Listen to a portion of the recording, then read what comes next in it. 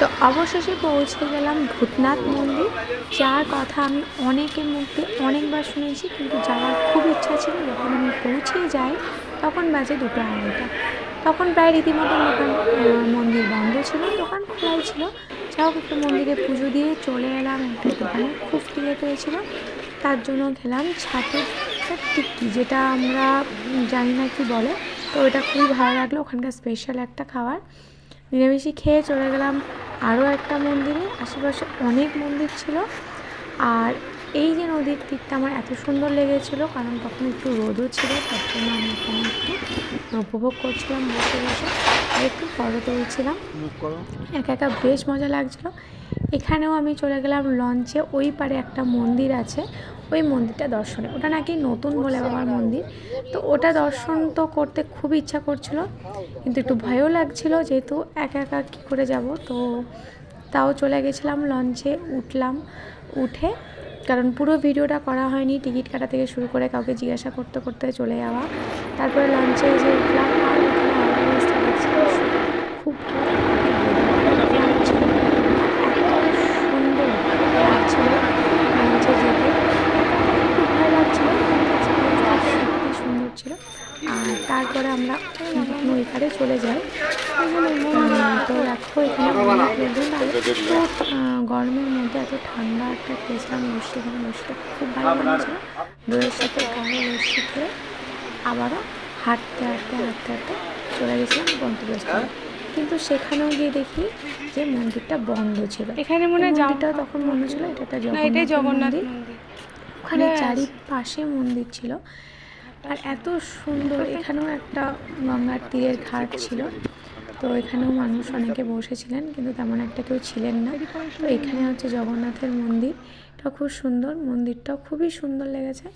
এরপর হাঁটতে হাঁটতে চলে এলাম মেন মন্দিরে, নতুন ভোলে বাবার মন্দিরটা দর্শন করব বলেই ওপারে গেছিলাম। তো দেখতেই পারছো অলরেডি আমি হাঁটছি, আর এইখানে এত সুন্দর পরিবেশ। এখানে একটা সুন্দর বাগান আছে, খুবই ভালো লেগেছে। মন্দিরটা সত্যি খুবই সুন্দর।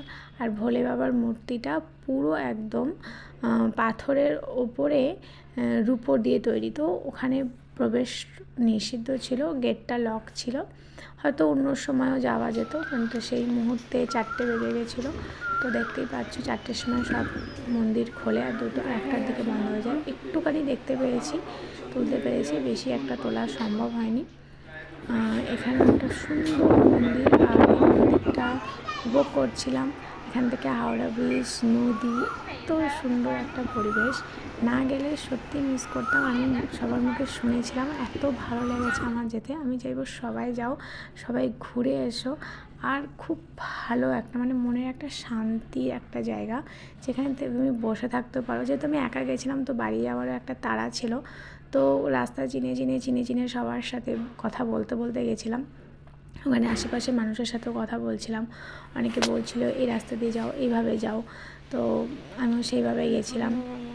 এখানে 12টা ভোলে বাবার মন্দির আছে, কেদারনাথ, বদ্রীনাথ, যেখানে যেখানে শিবলিঙ্গ আছে 12টা লিঙ্গের এখানে আর্টিফিশিয়ালভাবে সাজানো আছে। এত সুন্দর লেগেছিলো না, এখানেই মনে হচ্ছিলো বসে থাকি।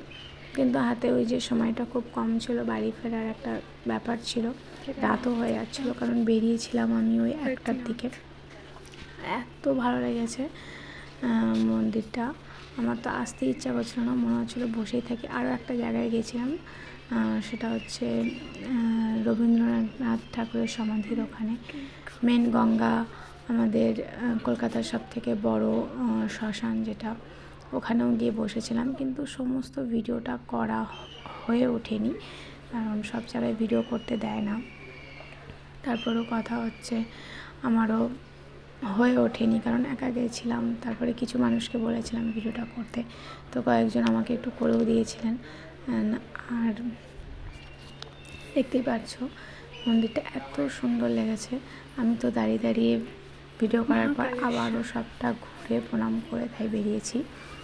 আর মধ্যে কালকের এত পরিমাণে গলা শুকিয়ে যাচ্ছে, শুধু মনে হচ্ছে না ঠান্ডা খাই। আজকে এমনি আমার ঠান্ডাটা লেগে গেছে, আজকে আবার বৃষ্টি হচ্ছে। তো কালকের মেঘলা রোদ এরকম ওয়েদার ছিল। তো এইভাবে এখানে পুরো সারাদিনটা আমার কেটে গিয়েছিলো। যে তারপরে আমি আবার চলে এসেছিলাম লঞ্চঘাটে। ওখানে আবার টিকিট করে এখানে আশেপাশে অনেক মন্দির ছিল। লঞ্চঘাট থেকে আবার চলে গেলাম ভূতনাথ মন্দিরের কাছে, কারণ 4টে 4:30 অলরেডি বেজে গেছে। আবার ওখানে পুজো শুরু হয়ে যাবে, সন্ধ্যা আরতিও হয়ে যাবে সন্ধ্যার 6টার মধ্যে। তো ওখানে পৌঁছে যাবো। আবার লঞ্চে উঠলাম, দেখো লঞ্চে প্রচুর ভিড় ছিল। সেই জন্য আবারও আমি ভূতনাথ মন্দির পুজো দিয়েছিলাম। পুজো দিয়ে তারপরে আশেপাশে মন্দির রয়েছিল, আমি সমস্ত মন্দির দর্শন করলাম। এটাও ছিল মোটা বাবার মন্দির, যেখানে বাবাকে নাকি শিকল দিয়ে বাঁধা হতো। এটা নিয়ে খুব পুরানো একটা মন্দির, এটাকে বানানো যায় না, এটা ভেঙে যাচ্ছে, তাও এটাকে নাকি তৈরি করা যায় না। আমিও এর গল্প শুনেছি। তো তোমরা কোথা থেকে শুনেছো বা তোমরা যদি এর গল্প জেনে থাকো তো অবশ্যই আমাদের শেয়ার করো। রাস্তা দেখছো সুন্দর সুন্দর হয়ে আসছে, সূর্য ডুবে গেছে। রাস্তা এখানকার একটা পাও ভাজি খেয়ে আমি